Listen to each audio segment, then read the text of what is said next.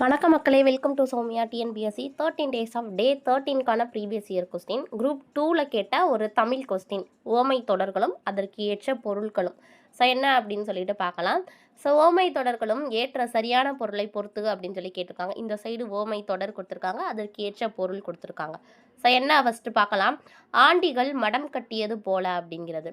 So இப்போ aunty இருக்காங்களா, அவங்க மடம் கட்டுவதற்கு கையில் போதுமான அளவு பணம் இருக்காது. அப்போ அவங்களுடைய அந்த பிளான், அவங்க திட்டம் ஒரு உருவாகாத திட்டமாக இருக்கும். இப்போ ஃபஸ்ட்டுக்கு உருவாகாத திட்டம்.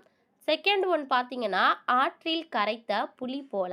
அப்போ ஆறு அப்படிங்கிறதுல நிறைய நீர் இருக்கும். ஸோ அப்போ ஆறில் போயிட்டு ஒரு சிறிய அளவு புளியை கரைச்சோம்னா என்ன ஆகும்? வேஸ்ட்டாக போகும், பயனற்றதாக இருக்கும். ஸோ அந்த செயல் பயனற்ற செயல். அடுத்து தேர்ட் ஒன், கரடி பிறை கண்டது போல அப்படின்னு கொடுத்துருக்காங்க. ஸோ கரடி பிறை கண்டது போல. முதல்ல பிறை அப்படிங்கிறது என்ன அப்படின்னு சொல்லி பார்த்தீங்கன்னா, நிலவு, நிலா அப்படின்னு சொல்லுவாங்க. பிறை என்பதன் பொருள் நிலா அப்படின்னு சொல்லுவாங்க. கரடி எப்படிப்பா போய் நிலாவை பார்க்கும்? இந்த செயலுங்கிறது நடக்குமா? நடக்காது. மிகவும் அரிதான செயல். அப்போ மிக அரிது, அதுதான் இதுக்கான கரெக்டான பொருள். அடுத்து உள்ளீடற்ற புதர் போல. ஸோ லாஸ்ட்டாக இருக்கிறது என்ன? போலி. இதுக்கான ஆன்சர் உள்ளீடற்ற புதர் போல, போலி தான் கரெக்டு.